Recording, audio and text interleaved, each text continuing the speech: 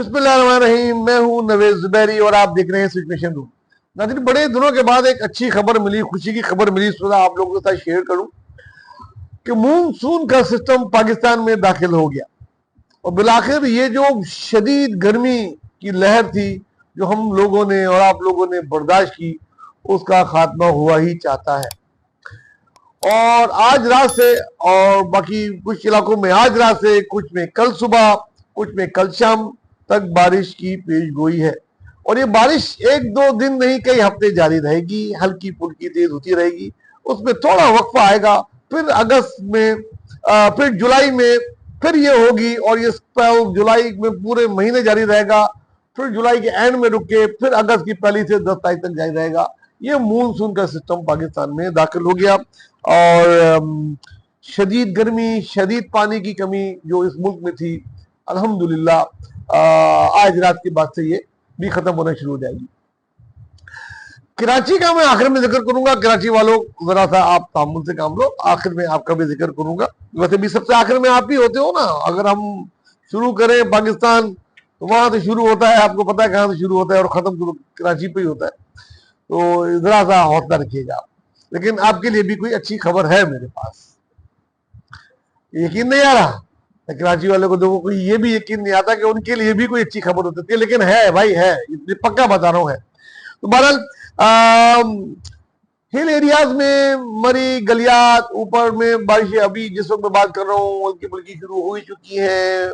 इस्लामाबाद में जो शदीद गर्मी थी, इस्लामाबाद से लेके पूरे मैदानी इलाके ये लाहौर तक, वो खत्म हो गई है। उधर बादल छा गए हैं, कहीं बूंदाबांदी, कहीं हल्की बारिश हो रही है। सिंध के इलाकों में भी ये आज शाम तक दाखिल हो जाएगा आंधी के साथ, जिसने खासतौर से सिंध में अपने भाइयों से जिन्होंने वो लगाए हुए होते हैं बिजली के लिए सोलर की प्लेट्स, वो बहुत बहुत तरीके से बांध लें उसको पेड़ों के साथ या जिस किसी के साथ मजबूती से बांध लें। और अगर आपको है कि आप इसको बांध नहीं सकते तो इसको कहीं लिटा के किसी कपड़े वपड़े के ऊपर रख दें, ताकि ये जब आंधी निकल जाए तो उसके बाद फिर आप ये लगाएं, वरना ये नुकसान हो जाएगा बहुत आप लोगों का। पहले ही जो हालात हैं वो हमें पता है सिंध के, अंदरून सिंध के, वैसे तो पाकिस्तान के ही पता है, लेकिन अंदरून सिंध के हालात इस तरीके के हैं। सोलर अभी अभी मिला है आप लोगों को, कुछ ने खुद खरीदा है, कुछ को जो लोगों की कोई जान पहचान है, कोई सोर्स है, कुछ चाहिए है, उनको गवर्नमेंट से भी मिला है। बहरहाल बहुत संभाल के रखिएगा। कोई चीज और ऐसी छत पे, कोई लोहे की, कोई टीन की, कोई उसकी, उससे भी रहिएगा, क्योंकि मानसून की बारिश एक आंधी के साथ शुरू होती है। काली घटा जाती है, आंधी आती है, उसके बाद बारिश होती है, उसमें काफी नुकसान न हो जाए, खुदा न खास्ता।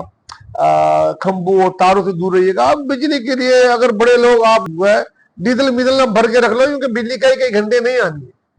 बहरहाल तो ये कल सुबह से जो है कराची वालों के लिए खुशखबरी है कि गर्मी का जोर है, समुद्री हवाएं वो आज से ही चलना शुरू हो गई है। हल्के हल्के बादल छा जाएंगे आज ही असर के बाद से, और कल सुबह बूंदाबांदी की उम्मीद है, कल रात गए हल्की बारिश की भी उम्मीद है। कराची वालों, आपको जो ये बारिश मिल रही है कोई किसी का कमाल नहीं है, कोई फेडरल गवर्नमेंट या सेंट्रल गवर्नमेंट ने कुछ नहीं दिया है।